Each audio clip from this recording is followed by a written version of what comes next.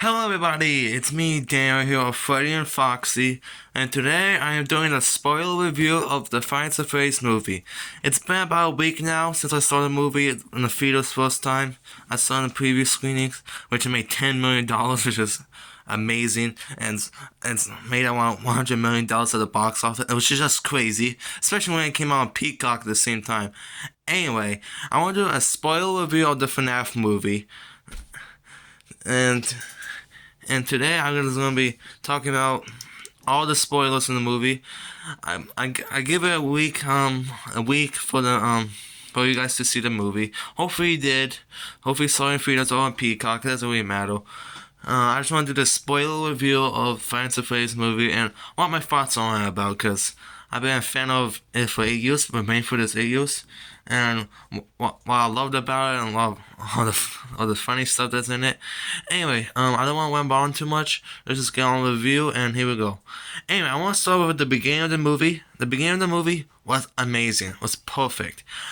Allegedly, Markiplier was gonna be playing the security guard in the beginning. You know, the security guard in the beginning of the in the trailer that was screaming. Well, in the trailers, he was screaming very loud. Yeah, Markiplier was supposed to play the security guard, and I liked the first sequence entirely. It was amazing. The security guard was open. The movie started with him opening up the vent. He had some blood on his fingers. Yeah, this movie got a little bit bloody. Um, he was crying for the vents. He was just running away. He was just making a lot of breathing noises. But it was a good first sequence. He came out the vent. I'm pretty sure it was like some kind of storage closet. He came out the vent. He exited, and he was trying to run away. Then I heard dum dum dum dum dum dum. Yes, Foxy's Lullaby is in this movie, and I freaking freaked out. Well, it freaked out my mind, not in the fetus, because I'll be bothering people, but I heard the dum dum dum dum, and they showed the first person perspective of Foxy attacking the guy. Then the next scene, they cut to him. They cut to him in the like the saw torture trap Freddy head saying. It actually was basically like a saw torture trap, because there was like a screw he had to cut off to escape, but he didn't get out in time, and he unfortunately dies. So I wonder if Markiplier was actually originally supposed to die. Which I totally see Markiplier actually doing, because I could totally see him dying in the FNAF movie. But anyway, Markiplier, but the security guard dies in the beginning, and he dies, and they don't show his death. They just show it. The way that they represent his death is just the mask coming slowly closer. It comes towards him, and they cut to the opening title sequence of the movie, and they show, and you just hear his screaming fading in the background, and I like the sequence, and the intro to this movie was so amazing.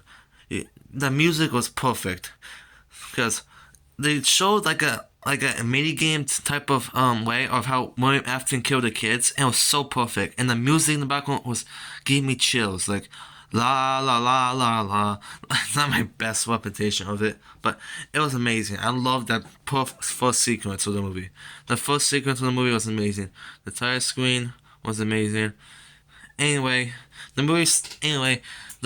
first shot we got of Josh Hutcherson was him wake up at 6 a.m. All he does was basically just do some walk. He walked out for a little bit, did some push-ups. We saw Abby for the first time. She was hiding in like some kind of fort thing.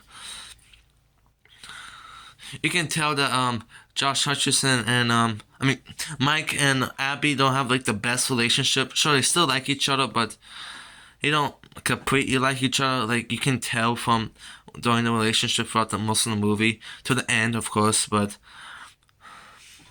we go to the mall. He thinks a kid was getting kidnapped, because he was probably so traumatized from his experience when he was a kid. of his brother Garrett getting kidnapped, which is by William Afton. Um, he was probably so shocked about that, so he thought this dad was kidnapping his own son. Which I could totally get if you have that type of experience. I feel like I can totally get that. Probably PTSD. You never know. I don't know what kind of trauma that I could produce, but he goes up to the guy and he just tackles him into the wall fountain and just starts beating him up, so badly. And then they cut to the next scene of him in the office with his waiting for his career counsel, waiting for his name to be called. Then we meet William Afton for the first time, played by Matthew Lillard. He does such an amazing job in the movie. He just he talks to him about when he was reading about his profile, about his jobs and stuff. He was about to say like Mr. Mike, and he pauses. He pauses when he's about to say Schmidt, which I think I don't know how he knew the name of Garrett's last name, Garrett Schmidt, but I think there's a chance maybe he knew about his name for the news. There's always a chance you always know that, or he just did some backstory on his name. I don't know. I don't know how the heck William Afton knew about Garrett's last name, but he knows. But anyway. We meet him for the first time. He talks to him about how I don't know any jobs he should do. Then he recommends I have a job for you, and it was the offer on Friday at Freddy's, and he didn't accept the job at first because he said he doesn't work nights. But then eventually he changed his mind and he decided. Oh yeah. Also after the scene with William Afton, he does the dream stuff. In this movie, he does dream stuff. He tries to figure out who killed his brother for dreams. It's part of the dream theory. I'm pretty sure it's based off a real book. I don't know. I never read the dream theory, so it says everything you can remember in the dreams, and he goes into the dreams and he tries to remember who kidnapped his brother. The secret twist was actually pretty interesting. I like how he tried to go through his dreams to find out who kidnapped his brother and stuff, and I like the sequence and everything. Anyway, so he eventually changes his mind and he calls up William Afton and he wants the job, and it's about 18 minutes in the movie, so 18-minute introduction, not that bad. Oh yeah, I forgot one scene. There was a scene where Mike Schmidt's aunt, Jane Schmidt, I don't know if her name is Schmidt or not, but she's kind of a douchebag. I kind of have to curse a little bit, it's in short, but she's kind of a douchebag. All she does, she wants just Abby, and according to Mike, she just wants Abby for the money, so, which is kind of messed up, but I love the lawyer character, Doug. Doug is literally the best part of the movie. Well, he's only in the movie for two scenes, and all he does is just look like he doesn't want to be there, and he's so funny, and I just love him. My dad fell in love with it, and the whole fan base is falling in love with him. Doug is amazing. He's only in the scene for two scenes, but it was just so funny. So yeah, anyway, back to Mike Schmidt and the first job. He goes to Face for the first time. He watched an introduction tape. It's basically the same tape from the trailers. Where the lady said, "Well, welcome to you Freddy's and stuff." It was so cool. There was a sequence where the tape glitches out and shows Freddy creeping, staring at you. It was so creepy. I actually got like that. He watches the whole tape through. Mike Schmidt didn't even kill. Then he went to the Then eventually he went up to the locker. He went to a locker with that balloon boy comes out of nowhere and just scares him. It was so funny because then he just closes the door. He opens back the door again and he just puts his balloon boy away from him because it was cheesy, but it actually kind of got me, the jump scare. And he puts on his security guard uniform and he explodes the pizzeria with his flashlight. Checks out the animatronics. The animatronics was so cool looking. Anyway, then the night two. The night two. It's basically well, he goes back to dreaming. Then he notices that the children of the souls of the animatronics shows up in his dreams, and a whole bunch of. And he tries and says this didn't happen before, and then the children run away. He tries to chase his, I'm pretty sure, Golden Freddy's soul, if not believe, but he ends up tripping, and he wakes up from it. Then night two happens. Well, before night two happens, there's a meeting. There's a meeting with the biker gang, or the leader of the biker gang. You see that guy in the trailers. There's the one guy that's running away with a bag. Yeah, he's that guy. And Kate Coney's Stardust character Max. She's actually the babysitter. She did an amazing job as Max. It sucks that she wasn't in the movie that much. I heard a bunch of the scenes got caught, but she was amazing, Max. I liked her character. Sucks that she wasn't in the movie much, but she did good, Max. But anyway, they cut to the dino scene.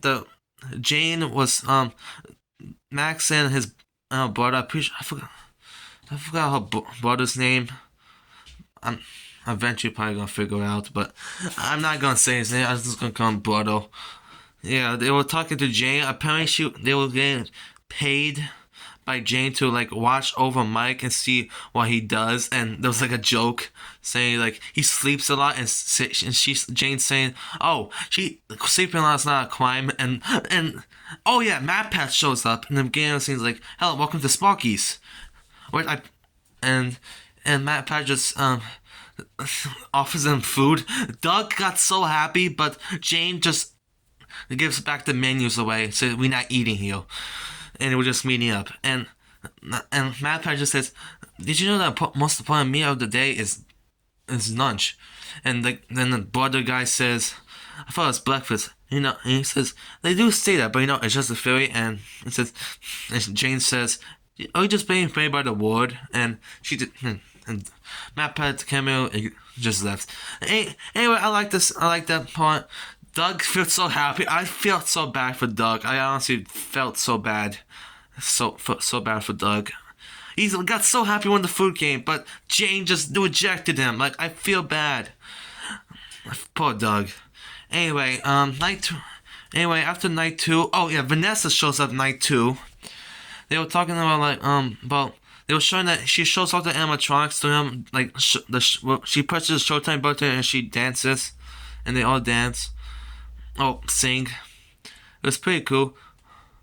Oh yeah, night two. He got another dream and he chases down Foxy, but Foxy stabs him with his hook. Foxy's soul stabs him with his hook, and he wakes up to Vanessa, and he wakes up to loud music playing, and then he turns off the power and turns it back on, and he hears Vanessa on the buzzer trying to let him know of his tension, and they meet Vanessa for the first time. Yeah, I pretty much talked about Vanessa. Vanessa was basically in the movie for to talk about lore.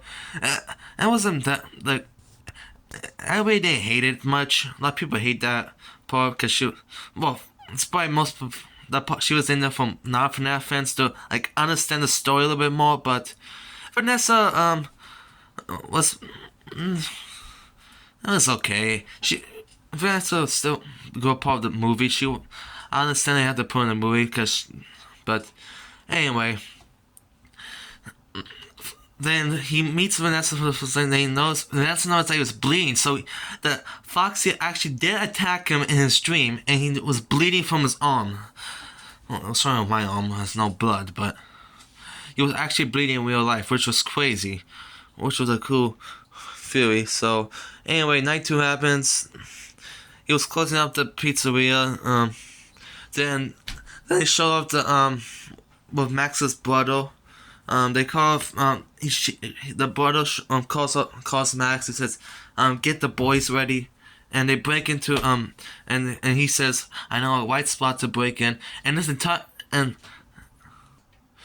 and they open up the gate to the garage door to Freddy's, and they start wrecking the place, and the monitors also turn on, and Bonnie wakes up with his eyes open. He was the first one to wake up, and he leaves the stage. Like, I don't know how the heck they did not notice them, but anyway, so we meet Hank and Carl.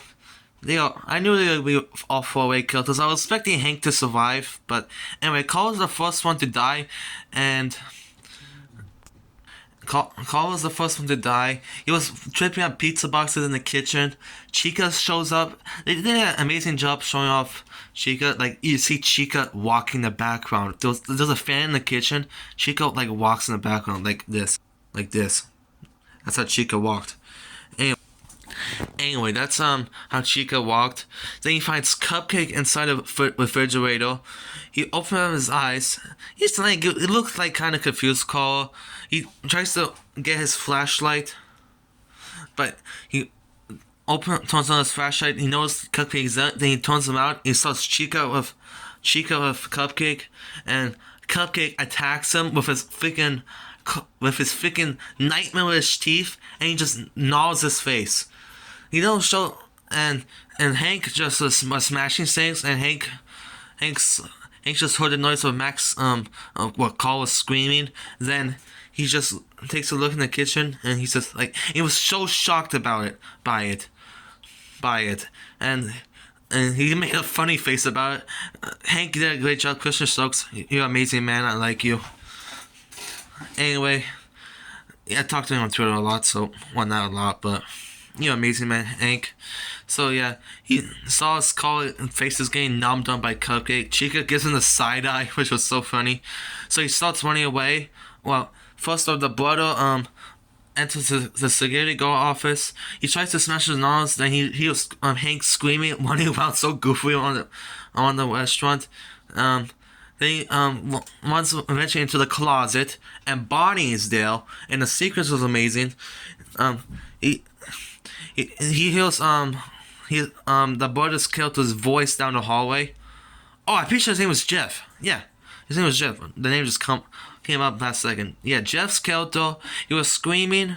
He was trying to yell out his name, but Hank was in the closet. He couldn't open the door, so he tried to turn on the light, and it was one of those lights that you have to pull it to turn on, and like he said, "Come on, you stupid!" And Bonnie was just in the background. His light slowly got turned on, and he struggled with it for a little bit. And Jeff was still staring at his name. He said, and he tries to open the door again, and then he turns around, Bonnie, and he screams, and Bonnie attacks him, and the way they show it was amazing. It sounded so brutal. Only thing they showed was just his bloody handprint touching the window, but it was amazing. I like that sequence. Then Bonnie comes out of the closet after killing Hank, and then Jeff saws Bonnie, and he just puts down his crowbar. Even though his crowbar will probably be an effective weapon against Bonnie, and he starts running away. He loses all his gold because he was looting arcade machines. So yeah, he just runs through all of his gold. He goes back into the security guard office. He looks at the cameras. He looks at the show stage, and he looks away from the show stage, and it's Bonnie and Chica on the show stage, and Chica, they're all looking at him so creepily. Chica then bends down, then he puts Cupcake in the vent, and he says, "Oh shoot!" Well, he says the S word. He actually did cuss this. He gets so freaked out, they figure he's going for the vent, so he blocks the vent with his body, preventing Cupcake from trying to kill him. And Cupcake is ruthless in this movie. He is ruthless. He's literally a monster. So yeah, he prevents Cupcake from trying to kill him. Then he exits the security door for some reason. Probably was so confused and stuff, trying to figure out stuff. Then the door closes on him. Then Foxy, dumb. He tries to open the exit door, but he couldn't open it, and they and they show the first person POV of Foxy going to him, and he dies. He does die. They show a body later. It just looks like he got all cut up by Foxy on his face. Then they show off Max. Max gets lured by the soul of Freddy Fazbear, and it was kind of a creepy sequence. She was walking like all confused. She said, "Hey, wait." Then she goes in the parts and service area. Freddy's just standing there, so creepy. Then the soul of the children said, "Warmer, warmer." So she gets a chair. She puts up the chair. She stares into Freddy's endoskeleton mouth a little bit. And then the soul of the child reaches into her and literally eats her in half. Literally eats her in half.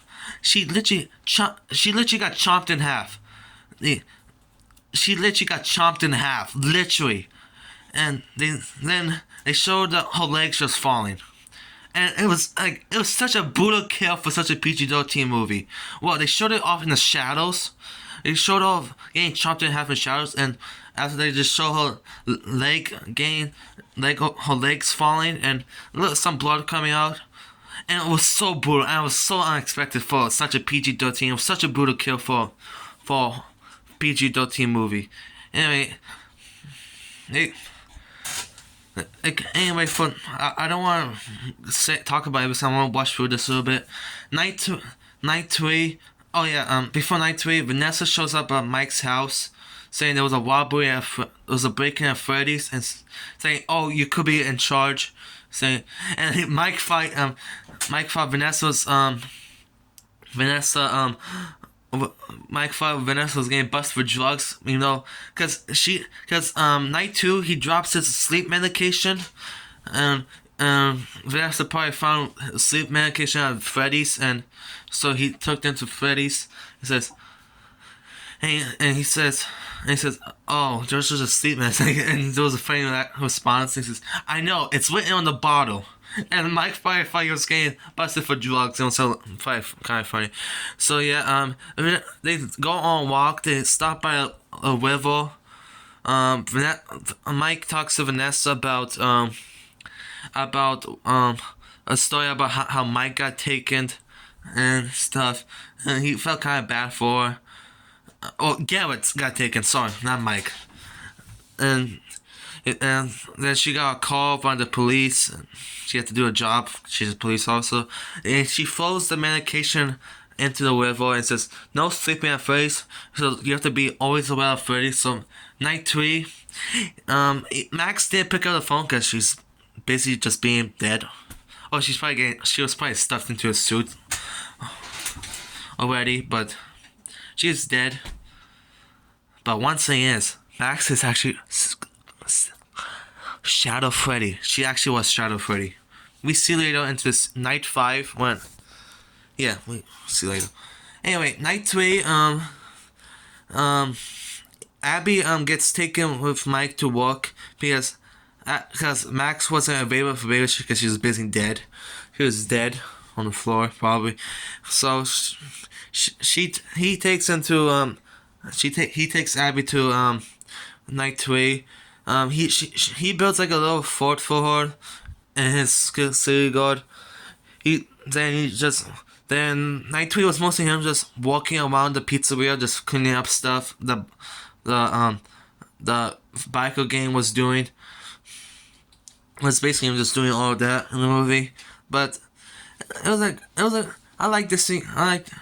They didn't show much of him clean, but Balloon Boy shows up again, jump scares him again, and he just turns Balloon Boy away. It was a Balloon Boy figure. I would actually want them to sell it. It looks pretty cool.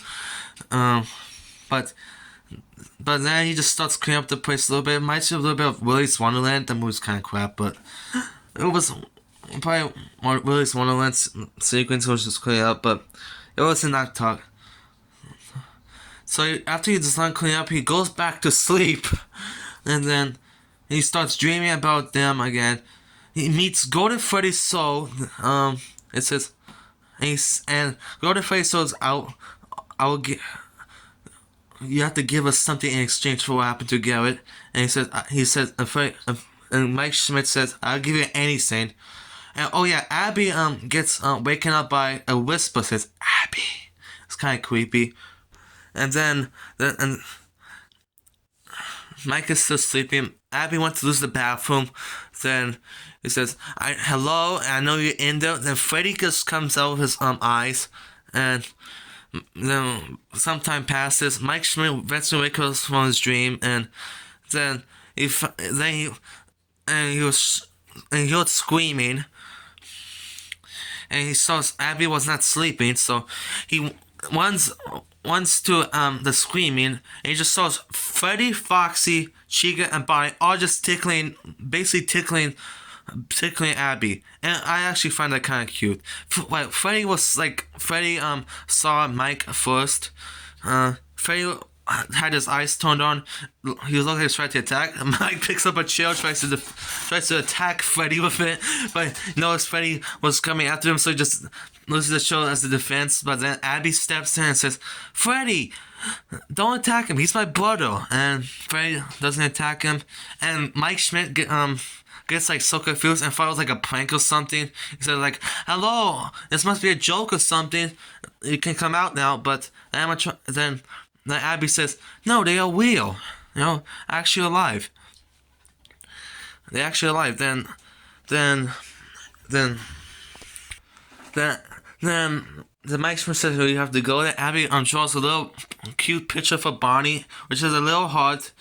Bonnie she gives it to Bonnie, and it was adorable. It shows that they're actually kids. Like, it's not evil. They are not evil. This shows that they're actually kids.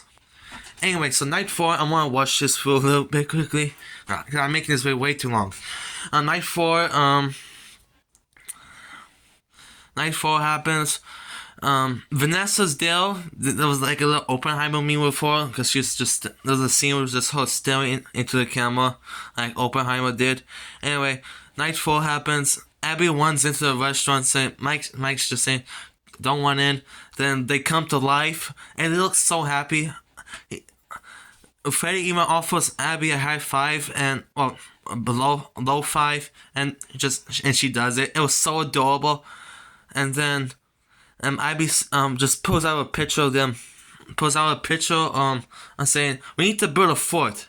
And Vanessa's there. Freddy, Chica, and Bonnie's just looking down. Oh yeah, Foxy was there. Foxy looks so happy to meet Abby again. Foxy and Bonnie was looking down. You see the shot of them looking down at you.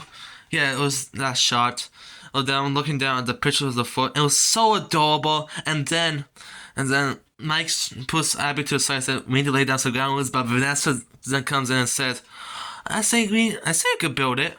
And it was an entire sequence of just building a fort. And a lot of people disliked the scene, but I loved it. It just shows that they're kids. They're just kids possessing giant animatronics. It was so adorable. Like, it was like a 1 minute sequence when they're just building a fort. And then there was one. Then they got down finishing and saying it was too small, so we had to build it bigger. And they end up finishing the fort, and it's just so. I have to do replicate this. They were putting on the last table here, and they were putting their hands back to make sure that like sometimes like people do, make sure it doesn't fall. Then Bonnie just falls. Like that, and then Abby comes and says, "Are you okay?" Then Bonnie just puts up a cute thumbs up and was so adorable. And they showed the final scene with and I want to recreate that too. So give me a sec. Showed them in the fort was this, and it was so adorable. This is my best recreation of it. This is supposed to be Abby. This is supposed to be Vanessa, and this is supposed to be Mike. And it was so adorable. And I like this sequence entirely. Anyway, I should lose a better plushie because Mike looked dead inside during the scene. Anyway, but Vanessa says, "Oh, it's gonna rain soon." Well, Abby says it's gonna rain soon, so we're gonna need some blankets. And so they went to this like another storage room, I think.